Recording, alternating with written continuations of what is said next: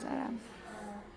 Sebelum kita memulai kegiatan pembelajaran mendalam di pagi hari ini, saya akan membacakan beberapa urutan kegiatan yang akan kita ikuti bersama sebentar. Yang pertama adalah pembukaan yang dibawakan oleh saya sendiri. Yang kedua adalah doa, nanti diminta kesediaan dari Ibu Sulia. Yang ketiga arahan dari Kepsek sekaligus materi yang Di ujung, Bu. nanti dibawakan oleh, di sini ada 3 pemateri. Yang pemateri pertama yang dibawakan oleh Ibu Kepsek sendiri, pemateri kedua Ibu Tanjung, dan yang ketiga Ibu Mergina. Dan yang keempat doa penutup, dan yang kelima kegiatan dinyatakan selesai. Kita kembali ke pertama, yaitu pembukaan. Pertama-tama kita mengucap syukur dan terima kasih atas kebaikan dan penyertaan Tuhan dalam kehidupan kita setiap hari. Di pagi hari ini kita bisa datang ke sekolah dengan keadaan baik-baik saja, melaksanakan tugas dan tanggung jawab. Kemudian nanti sebentar kita bisa mengikuti kegiatan ini dengan baik sampai selesai. Kita masuk dalam doa. Kami persilakan kepada Ibu Sulia untuk membaca.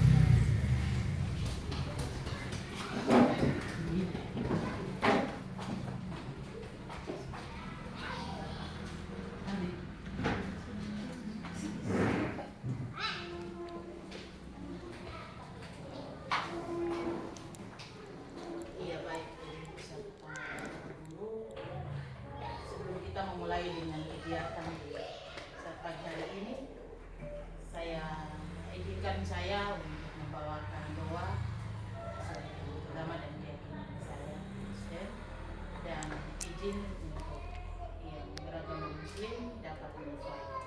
Mari kita semua tunduk kepala, kita berdoa mulai.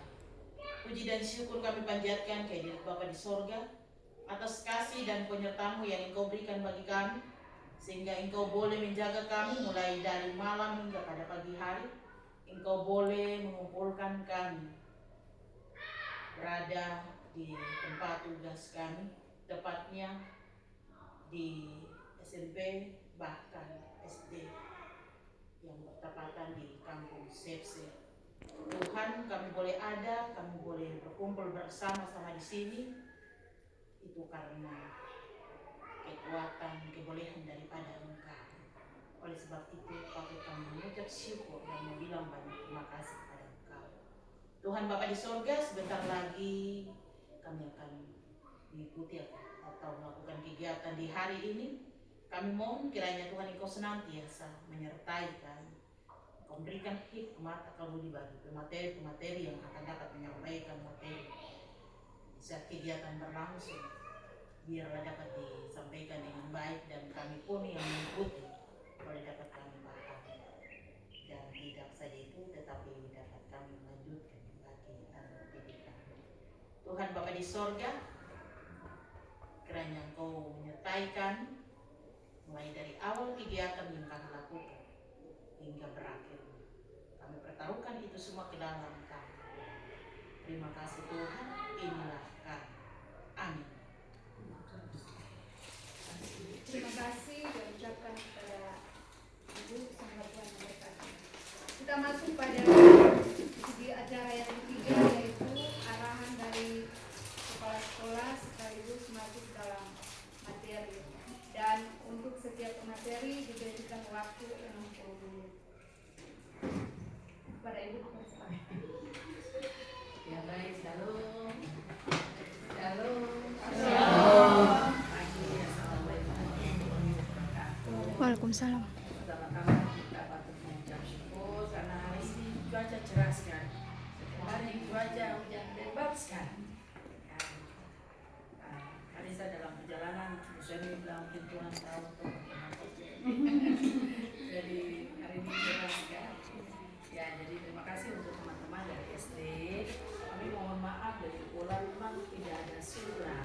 rencana memang pencarian kami ternyata beberapa teman kami izin tadi pagi, makanya karena harus divideokan sehingga kalau kelihatan kosong juga kurang bagus.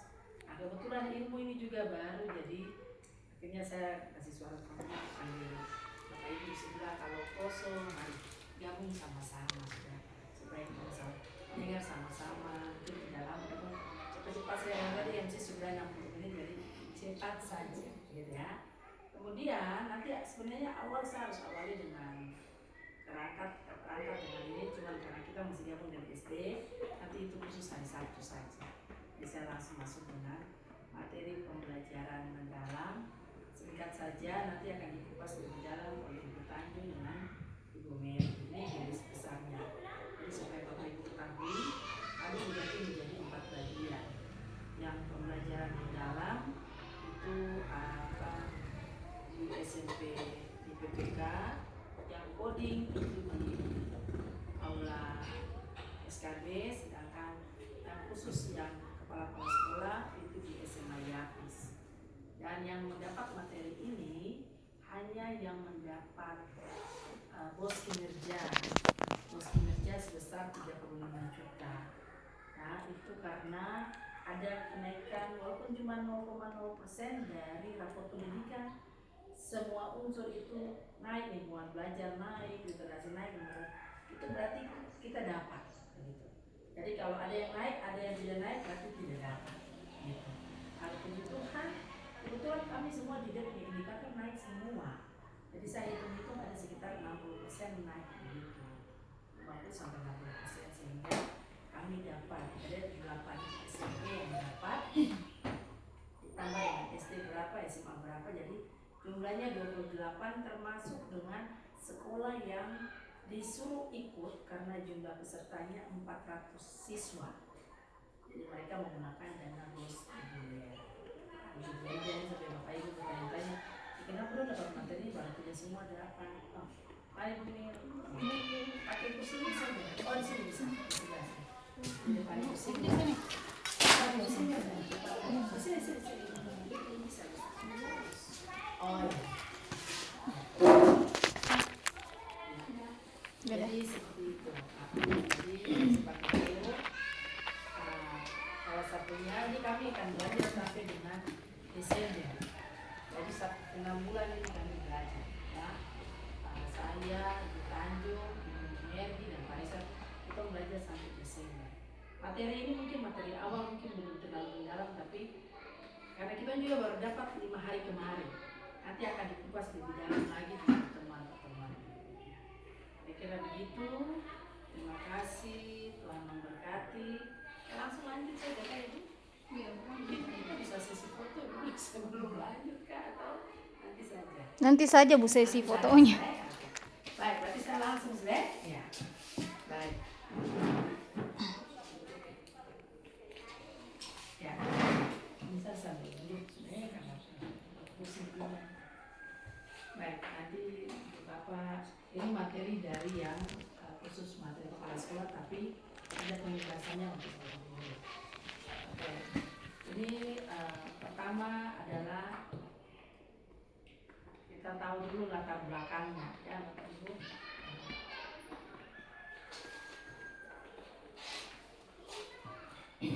Ya. Mengapa menggunakan pembelajaran mendalam? Ya? Itu harus ada latar belakangnya ya. Kemarin kenapa kurikulum merdeka suruh balani secara mendalam, dan ada alasan-alasan tertentu, dan ini kami juga dapatkan di pembelajaran ini 5 hari kemarin. Yaitu yang pertama karena perubahan masa depan sulit diprediksi ya. Kemudian ada permasalahan pendidikan, ada literasi, numerasi, keterampilan berpikir tinggi, tingkat tinggi, dan ada ketimpangan dalam pendidikan. Nah, kemudian yang ini yang bonus demografi visi Indonesia ini kait data-data, kemudian kompetensi masa depan seperti apa ya, pengetahuan atau kemampuan masa depan bangsa Indonesia, terutama siswa-siswi yang kita ajar itu seperti apa, sehingga ini membuat membuat namanya pembelajaran yang lebih mendalam lagi. Tetapi memang dia tidak bila jauh dari ilmu merdeka, tidak bila jauh, ya. Nah, keterampilan berpikir tingkat tinggi peserta didik ini di Indonesia ternyata masih rendah. Nah, kita lihat nih ya, membaca ini baru 74% yang baru membaca yang hijau. Kalau yang kuning nih, yang level 1, level 2, level 3, level 4. Jadi dia per level. Kalau yang sudah paham sekali, yang sudah kritik, ya itu sudah. Sedangkan yang baru membaca biasa biasa yang dasar itu. Nah, matematika juga demikian. Yang baru level 1 tuh yang lebih banyak. Level tingkat tingginya sedikit yang merah. Sains juga begitu, ya. Jadi ini hasil dari PISA 2022. Kita lanjut ya. Mengapa perlu pembelajaran mendalam?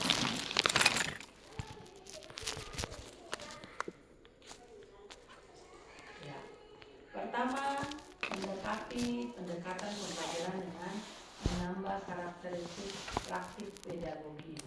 Satu, ya, ini guru membangun keterlibatan dengan peserta didik. Jadi harus ada keterlibatan. Kedua, berkesadaran. Ya, di sini dikatakan bahwa guru lebih dapat membangun kesadaran peserta didik untuk menjadi pembelajar yang aktif, termotivasi secara intrinsik untuk belajar, serta aktif mengembangkan strategi belajar untuk mencapai tujuan. Yang ketiga, alasannya adalah memuliakan. Nah, memuliakan yaitu dulu kalau di kurikulum merdeka itu menghamba ya, sekarang dia dibalik lagi memuliakan, yaitu guru dan peserta didik lebih saling menghargai dan menghormati potensi, martabat, dan nilai-nilai manusia. Yang keempat, pengembang budaya belajar. Jadi di sini lebih dapat mengembangkan kreativitas dan inovasi dan melibatkan peserta didik dalam mengembangkan pengalaman belajar. Yang ketiga, untuk pemanfaatan teknologi digital. Anak-anak zaman sekarang, anak SD, anak yang baru balita juga sudah tahu megang HP. Nah, di sini pemanfaatan teknologi digital. Ada mainan. Kemudian yang terakhir, multi interdisiplin pengetahuan. Guru dan peserta didik lebih dapat Kasih pindah di sini. menerapkan multi interdisiplin ilmu pengetahuan dalam proses pembelajaran.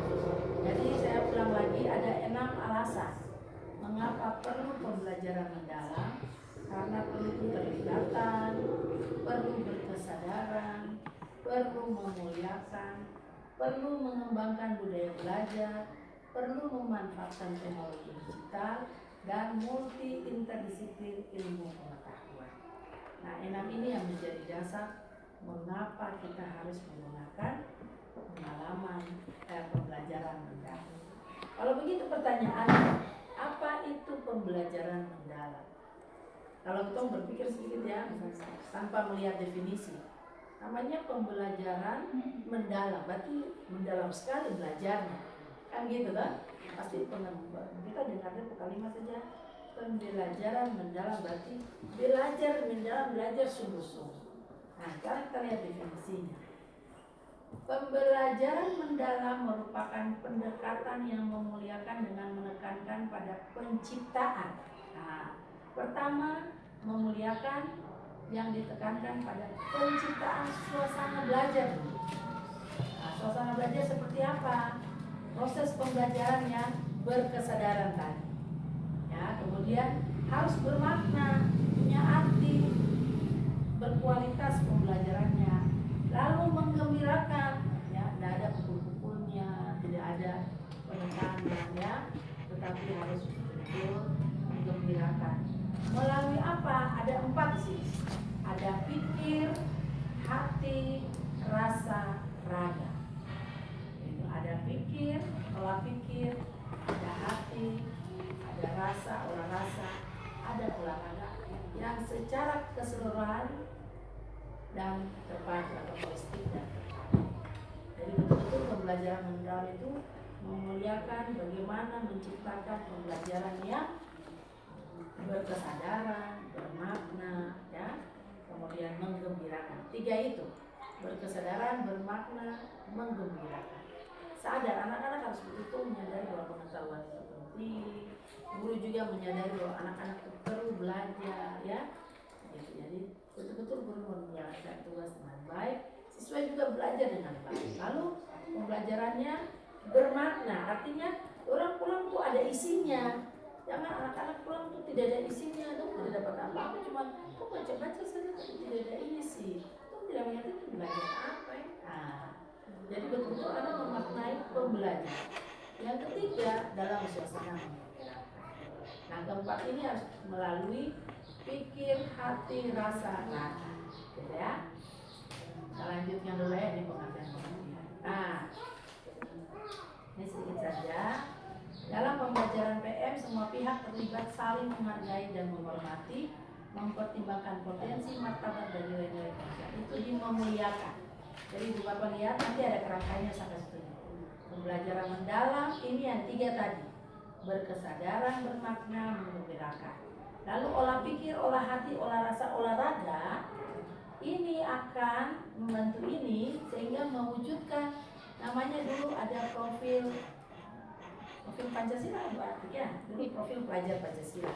Sekarang profil lulusan. Dimensi lulusan. Iya, profil Dimensi lulusan. Ada 8 dimensi lulusan. Seperti apa ya kita lihat.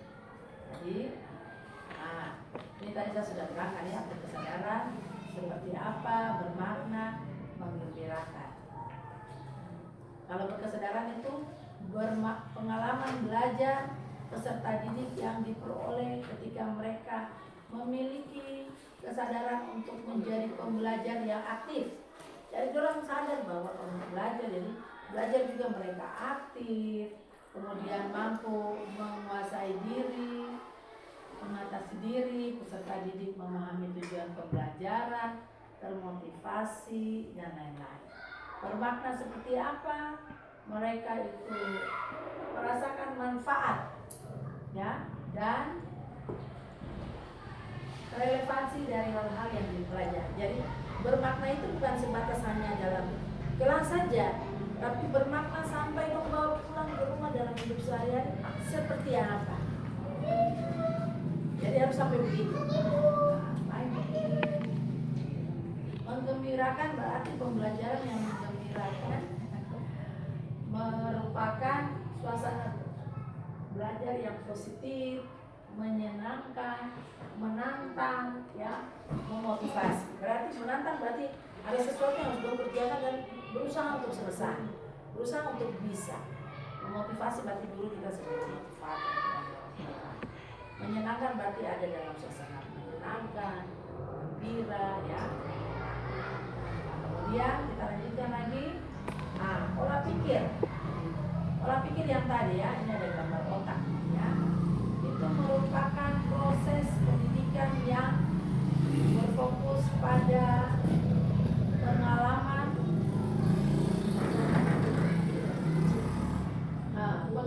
pengasahan akal budi, kemampuan kognitif seperti kemampuan untuk memahami, menganalisa, dan mencerna. Jadi pikir, karena kita pikir itu berarti ada memahami, menganalisa, memecahkan masalah, ya, dan lain-lain. Dan juga ada kemampuan kognitifnya di sini. Nah, sebelum kita masuk belajar itu kan pasti anak-anak punya kemampuan kognitifnya sudah ada. Misalnya, sebelum kita mengajarkan, saya masuk ke matematika, sebelum kita mengajarkan kali-kali, tapi anak-anak itu pasti sudah tahu tambah-tambah. Itu dong sudah bawa dari SD sudah ada. Berarti kemampuan dasar kognitifnya mereka sudah ada. Ya, sebelum kita masuk literasi, misalnya teks prosedur, anak-anak sudah punya kemampuan membaca. Ya, itu kemampuan kognitif yang mereka dari tingkatan SD itu sudah ada di sini, ya. Olah hati. Olah hati itu proses pendidikan mengasah kepekaan batin, membentuk budi pekerti serta menanamkan nilai. Olah hati bukan saja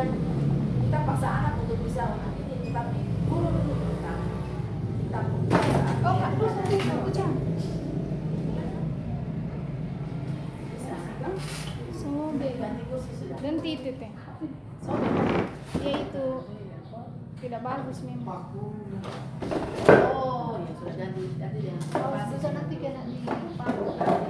Ganti. Geser lagi itu pakai plastik. Geser saja.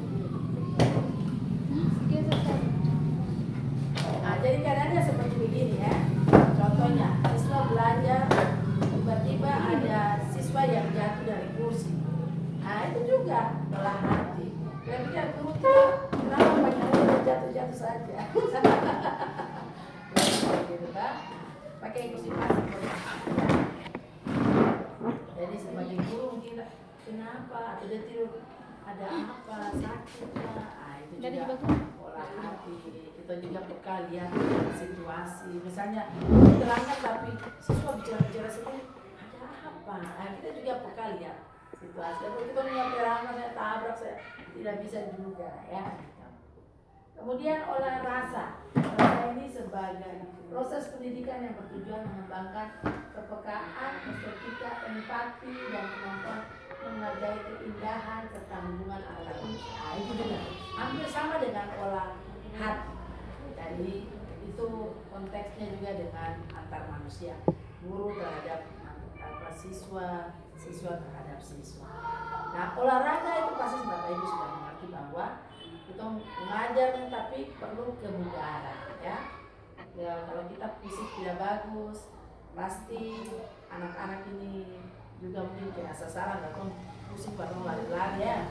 Nah, jadi guru fisik bagus, anak-anak fisik bagus, pasti pembelajaran juga bagus. Kenapa pemerintah bikin MBG? Karena ada berkaitan dengan olahraga tadi, ya. Nah, begitu. Jadi, lo juga harus sehat dulu, baru belajar. Nah, seperti itu. Oke, kita lanjut ya. Oke. Nah, ini kerangkanya yang harus Bapak Ibu bisa paham ya. Ini kerangkanya. Yang PPG itu. Ini kerangkanya, ini kerangka yang menjadi acuan. Nah, pertama Bapak Ibu lihat di bagian tengah sini. Nah, ini yang di tengah ini pembelajaran mendalam. Yang ini yang ada tulisan keimanan, kemudian penalaran kritis, kolaborasi, kesehatan, komunikasi, kemandirian, kewargaan, itu disebut 8 dimensi profil lulusan. Kenapa disebut profil lulusan? Supaya siswa ini setelah naik kelas atau setelah lulus, kita harapkan memiliki 8 karakter itu. Makanya disebut profil lulusan. Kita kan mau siswa itu punya keimanan dan ketakwaan, bernalar kritis, kolaborasi, terus punya sehat, punya komunikasi yang baik, kemudian mandiri, kreativitas, kewargaan, ya warga negara yang baik. Nah, semua satuan pendidikan harus menghasilkan peserta didik yang memiliki 8 unsur ini. Ya, itu 8 dimensi. Nah, itu tujuannya ini ya, kita untuk bisa menghasilkan profil lulusan seperti itu. Kemudian ada di situ yang biru, Bapak Ibu lihat, biru itu,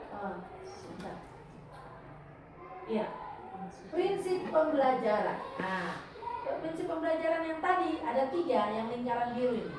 Ada bermakna, ada menggembirakan, ada berkesadaran. Jadi 8 pembelajaran mendalam, lalu dibungkus dengan 8 karakter atau 8 dimensi, dibungkus lagi dengan 3 prinsip: berkesadaran, bermakna, dan menggembirakan.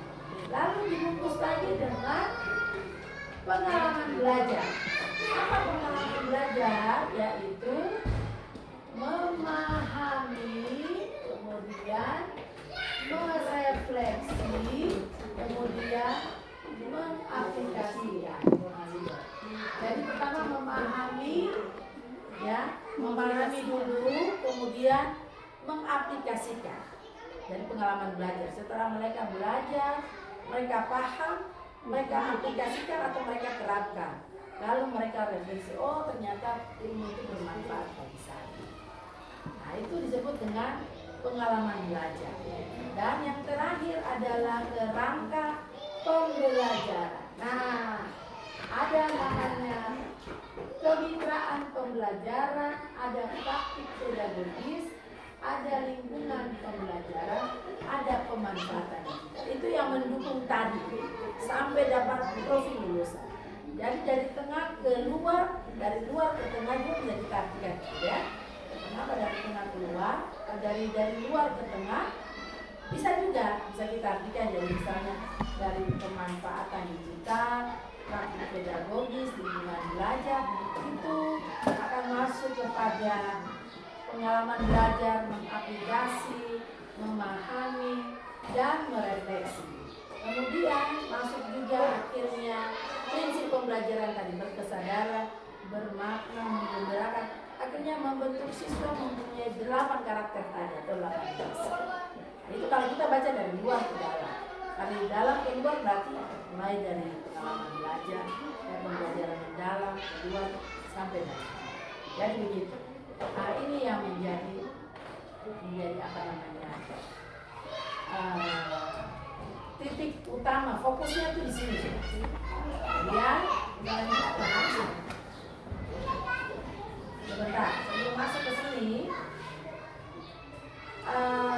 yang akan saya ambil sesuai dengan pembelajaran yang saya terima di sekolah, ya, di SMA Yapi, sesuai dengan tupoksi saya, ya, sebagai pimpinan sekolah, yaitu saya ambil kemitraan pembelajaran.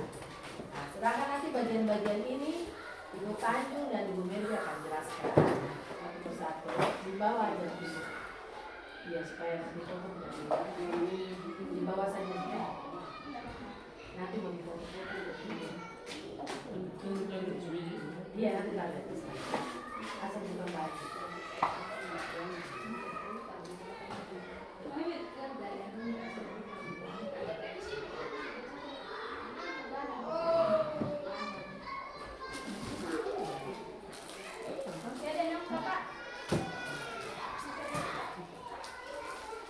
Kita pending dulu ya sebentar, ya. Atau lanjut saja, kan? Pending dulu ya. Kita buka tidak terjadi.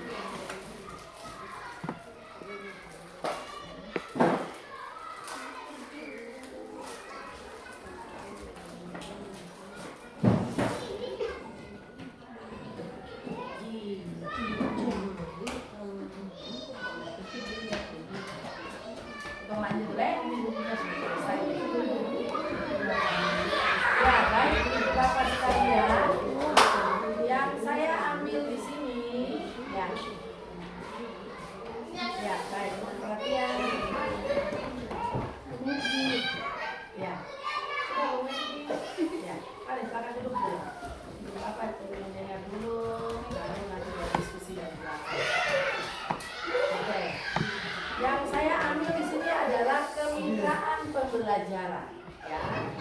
Nah, ini yang berkaitan dengan kita semua. Nah, lingkaran ini sama dengan yang tadi. Nah, kemitraan pembelajaran itu inquiry kolaboratif secara terstruktur. Nah, lingkaran ini sama dengan yang tadi, ya, yaitu lingkaran luar dari kerangka pembelajaran mendalam menggambarkan proses inquiry kolaboratif yang mendasari tindakan dan mendorong efek interaksi dari semua pihak. Jadi apa namanya, pengalaman belajar yang yang terakhir tadi itu kerangka pembelajaran. Kami kepala-kepala sekolah ambil yang bagian kemitraan pembelajaran. Nah, dari kemitraan pembelajaran ini yang kami akan buat dalam inquiry kolaboratif. Ada satu proyek yang harus dikerjakan, ya, kayak gitu. Ya, inquiry kolaboratif adalah proses mengeksplorasi pemikiran profesional dan pertanyaan-pertanyaan para pendidik dengan menelaah praktik, refleksi, serta asumsi yang sudah ada melalui keterlibatan rekan sejawat. Artinya ada kolaborasi. Bahasa sederhananya itu kita berkolaborasi, itu bekerja sama. Ini kalimatnya terlalu mendalam sekali. Jadi saya ambil yang bisa kita mengerti, proses kerjasama, proses kolaborasi, itu saja, ya. Oke. Kemudian ada 4 tahap. 4 tahap untuk bagaimana kita bisa melaksanakan win kolaboratif. Nanti untuk pakai website bagus ya. Ibu nanti bisa. Ibu juga kan di bagian ini loh. Pertama, akses. Ya, akses. Pakai bahasa Inggrisnya akses. Kedua, desain. Ya, akses itu seperti mengidentifikasi. Ya, mengidentifikasi. Apa sih permasalahan? Apa yang ini terjadi? Yang kedua, desain. Dari permasalahan itu kita kerjasama untuk mendesain bagaimana menjawab persoalan tadi. Yang ketiga, implement. Berarti bagaimana pelaksanaannya. Yang keempat, measure, reflect, dan change. Bagaimana ukurannya, bagaimana refleksinya, bagaimana perubahannya. Jadi saya ulang lagi. Tadi kan sudah tahu kata mulai dari itu sampai dengan kerangka pembelajaran yang tadi lingkaran ya. Nah, kepala sekolah mengambil bagian yang kemitraan pembelajaran ini. Nah, dari situ kita masuk apa itu inquiry kolaboratif. Itu artinya kerjasama, proses kerjasama di dalam sekolah. Nah, proses kerjasama ini harus lewati 4 tahap. 4 tahap yaitu assess, design, implement, measure, reflect, and change. Proses itu bagaimana mengidentifikasi masalah. Semua sekolah itu pasti ada masalah. Semua sekolah pasti ada tantangan. Ya, Bu Ina ya, Ibu Yarangga ya, Kakak Ibu. Semua sekolah pasti ada tantangan. Bagaimana supaya anak-anak ini bisa membaca itu tantangan. Bagaimana supaya anak-anak ini bisa memurasi itu tantangan. Bagaimana supaya anak-anak ini tidak bolos itu tantangan. Bagaimana, pokoknya banyak permasalahan. Pertama tuh akses itu mengidentifikasi dulu. Setelah mengidentifikasi, sekolah akan bersama-sama berkolaborasi mendesain. Jadi tadi identifikasi itu identifikasi masalah. Lalu mendesain. Apa yang harus kita rancang? Desain itu rancang. Oh, kita bikin ini, kita rancang, kita bikin ini. Oh, seperti ini. Untuk menjawab masalah tadi. Setelah itu pelaksanaan atau implement. Setelah pelaksanaan atau implement, kemudian bagaimana ukurannya? Berhasil atau tidak? Oh, ternyata berhasilnya 50% saja. Measure ya. Refleksinya gimana? Apa ada perubahan tidak? Change ya. Jadi seperti itu. Oleh sebab itu bisa langsung saja tadi saya suratkan. Ini tadi tahap yang pertama, tahap mengidentifikasi. Ya, tahap desain, tahap implementasi, kemudian tahap mengukur, merefleksi dan mengenai perubahan ya. Oke, kita lanjutkan. Nah, ini contohnya, ini sangat kecil sekali, saya bisa baca di sini. Ini Bapak Ibu bisa lihat, tapi sama saja. Ini mana mau perbesar ya? Tapi ukurannya sama, ini sama. Nah, saya ke RTL saja ya, supaya Bapak Ibu bisa lihat. Dari 4 itu ada RTL yang harus dikerjakan. Ini RTL-nya. Ini yang Bapak Ibu SMP Negeri 4 Biak Timur mau lakukan. Ya, dari yang tadi ya. Gitu. Ya itu kami cuma lari ke pertama yang saya ambil berdasarkan situasi yang ada, yaitu saya lari ke literasi. Bagaimana supaya lebih kreatif, kita akan membuat pohon literasi. Programnya adalah pohon literasi. Apa tujuannya? Agar siswa dapat memahami, memaknai setiap bacaan dan bisa menceritakan kembali. Tujuannya yang sederhana saja, memahami, memaknai dan dapat menceritakan kembali. Lalu ada tujuan, ada indikatornya.